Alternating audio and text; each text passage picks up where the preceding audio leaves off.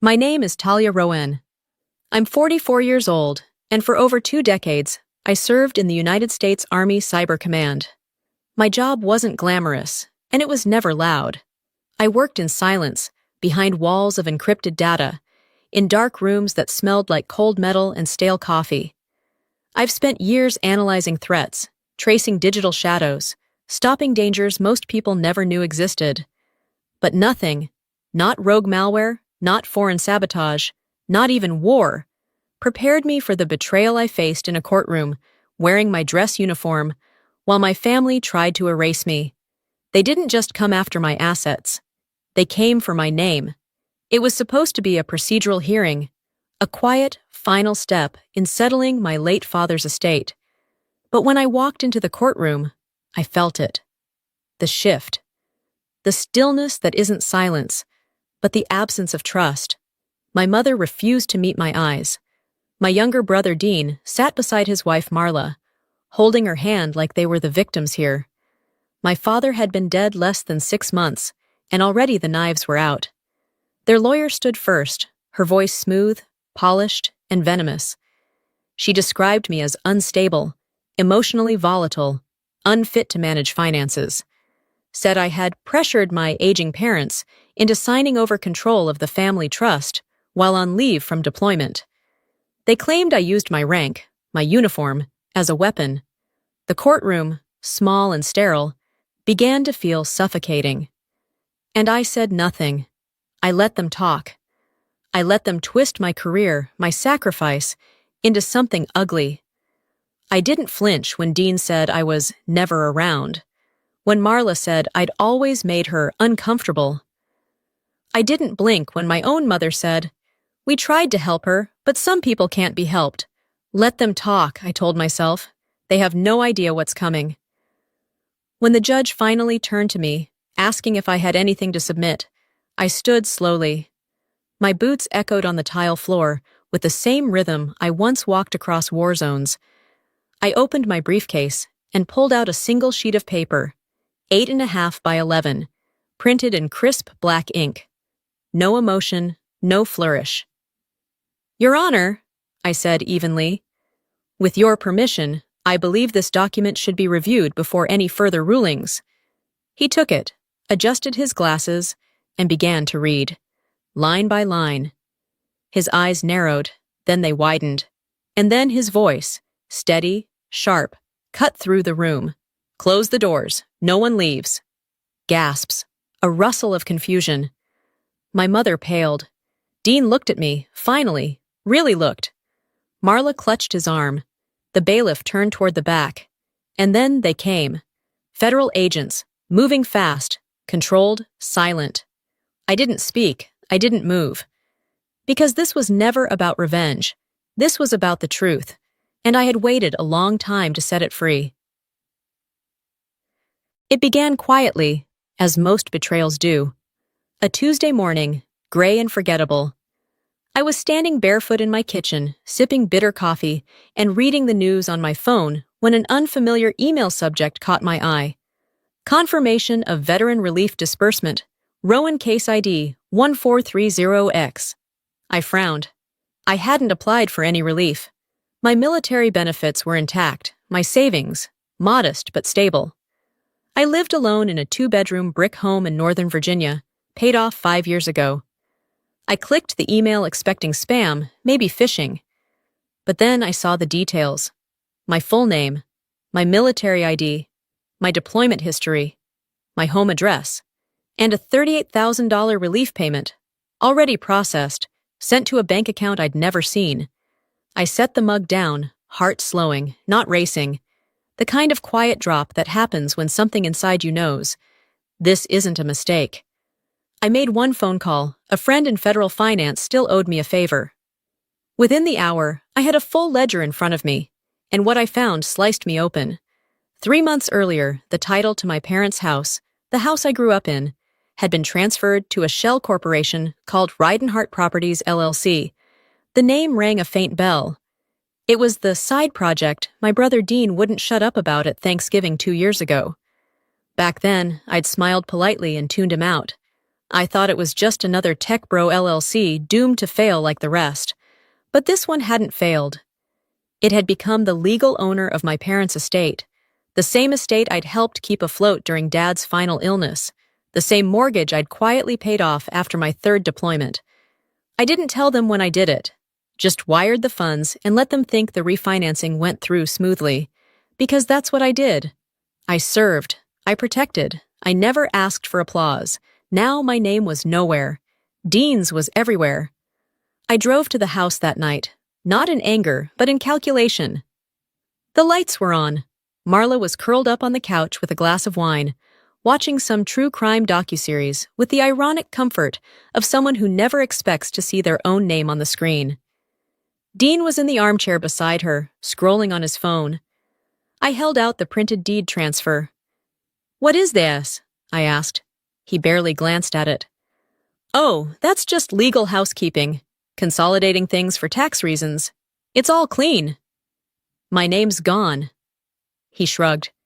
"You don't live here anymore. You don't really need to be on anything, right?" "I helped pay for that house."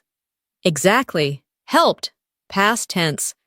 I turned to my mother, seated in the corner recliner with a crossword in her lap. "Did you know about this?" She paused, just long enough to betray herself. "Dean explained it," she said softly. "He said it was for the family, for stability." I stared at her. "You mean his family?" No one replied. Not even Marla, who gave me a pitying look like I was an unstable guest interrupting a dinner party. I stood there, holding a document that used to mean something, and realized no one had any intention of answering for what they'd done.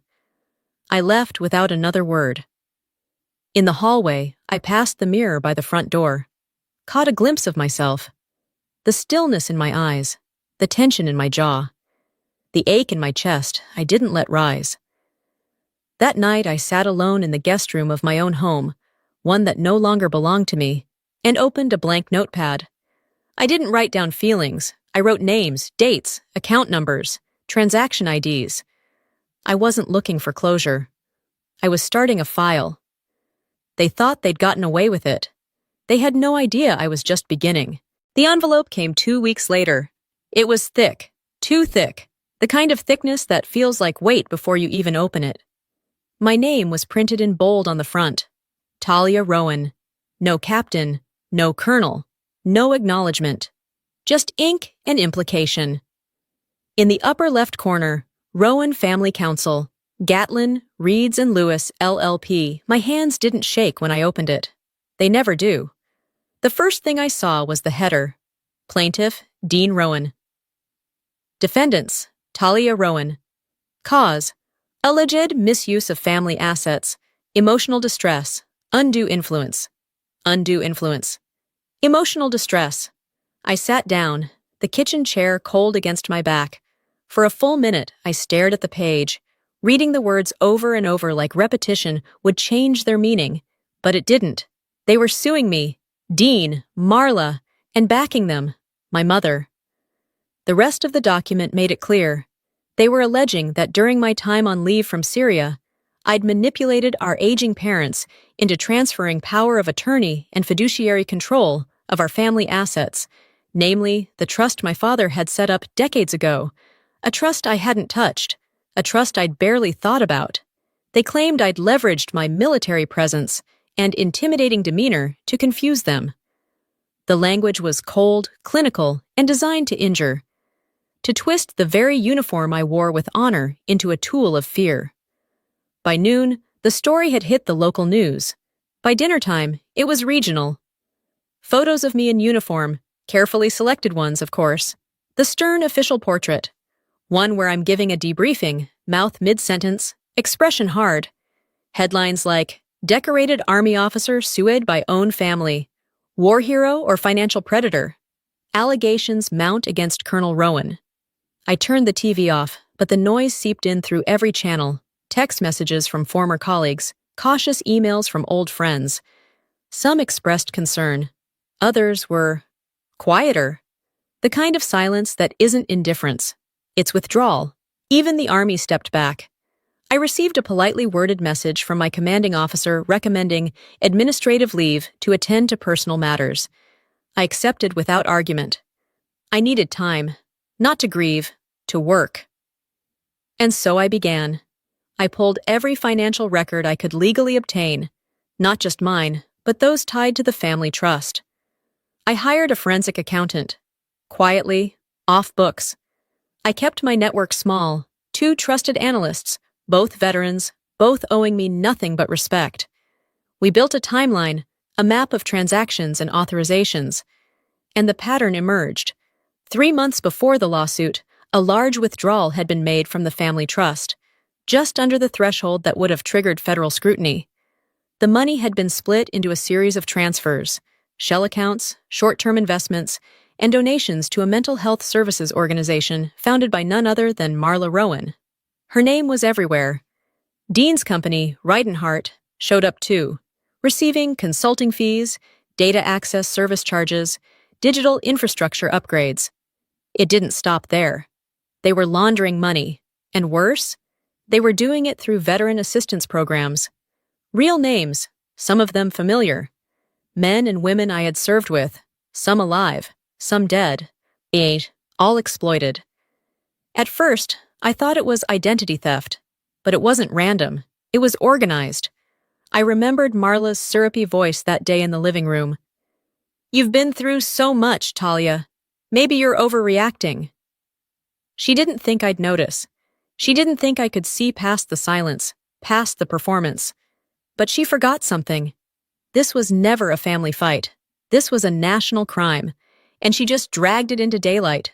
The deeper I dug, the colder it got. The first name that didn't belong showed up buried in a grant application Marla had filed, Oliver P. Grant, a fake.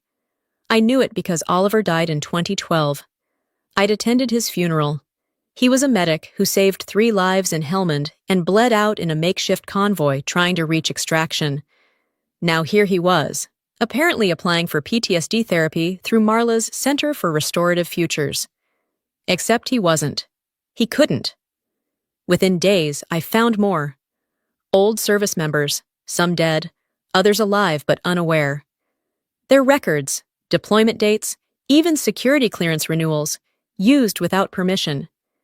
And each one traced back to an interlocking system. Digital signatures, linked IP addresses, duplicate email routing servers.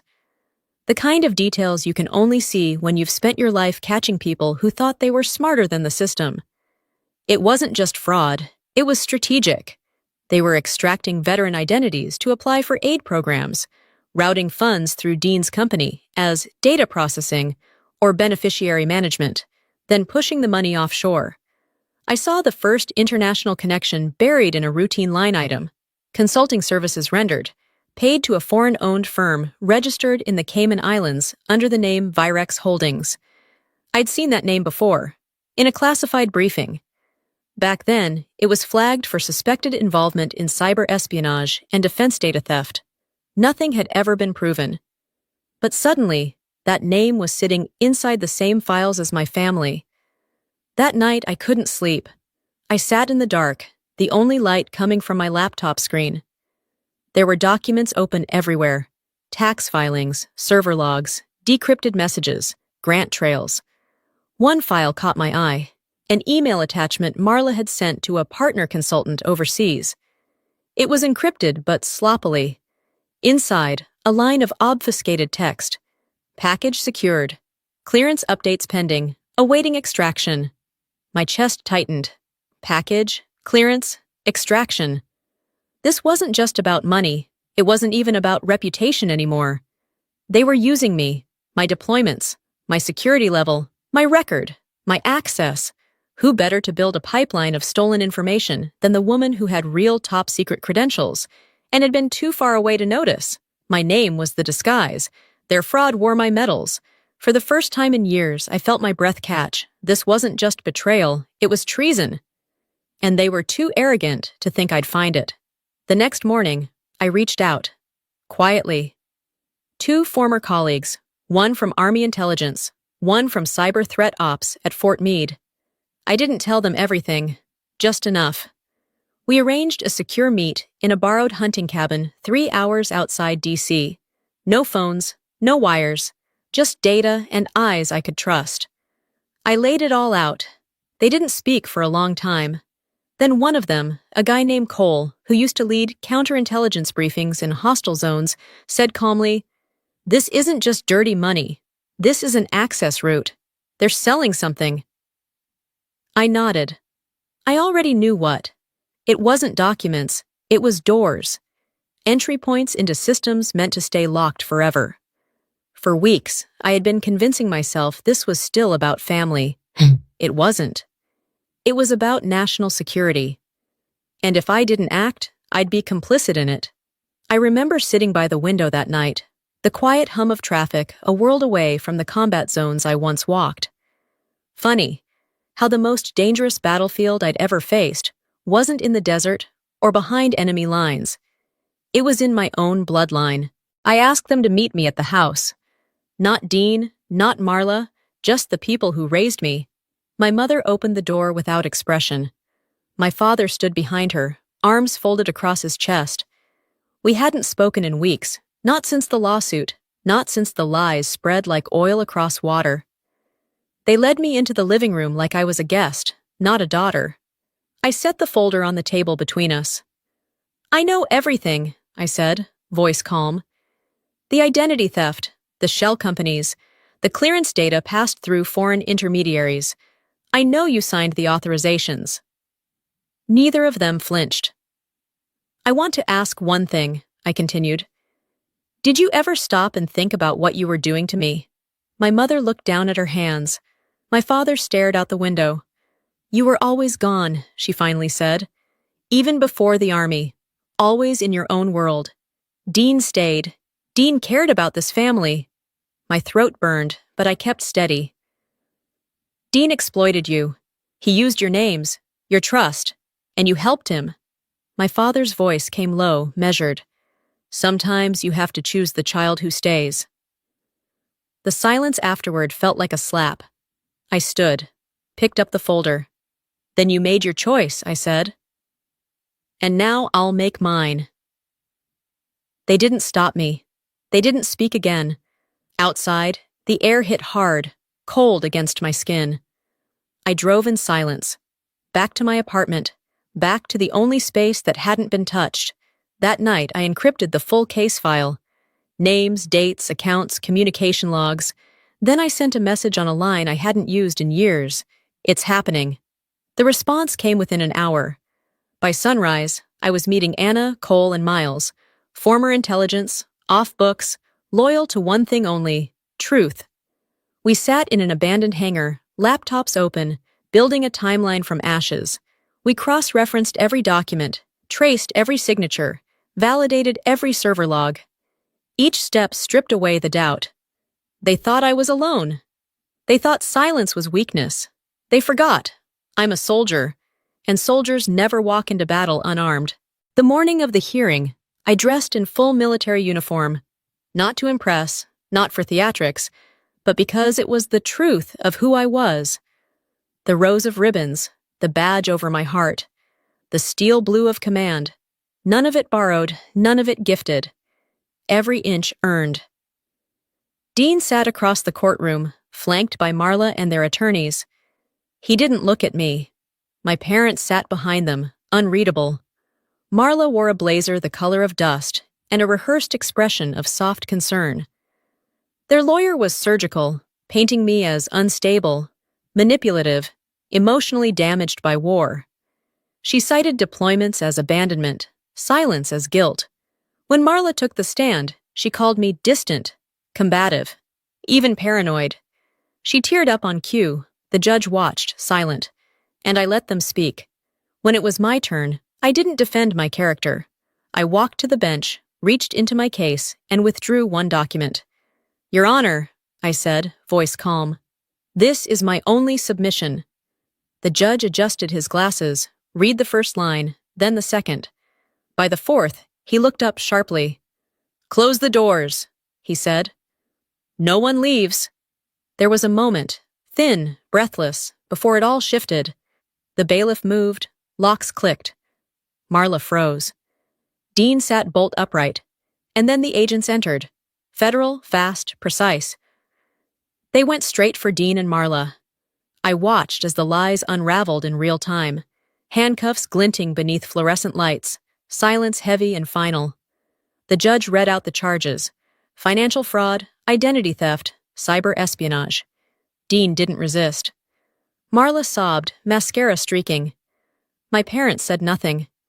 As they were led past me, Dean looked back. His voice cracked, barely audible. "They made me!" I didn't reply, because I understood. They made him, and they broke him. Afterward, I requested protective orders for the veterans whose data had been compromised. The judge granted it without hesitation. Outside the courthouse, I didn't speak to reporters. I didn't hold a press conference. I went home, and that night, I turned on my desk lamp and opened the file for a new organization, Honor Trace, a foundation dedicated to defending veterans from identity exploitation and financial abuse. No headlines, no grand opening, just a mission. Weeks later, a letter arrived. Handwritten, from a widow in Ohio. Her husband's stolen identity had been used to funnel funds through one of Dean's dummy accounts. She wrote, "We thought no one would fight for us, then you did." I sat alone reading that line, the silence gentle this time, not empty but earned. The war I fought in that courtroom wasn't about revenge.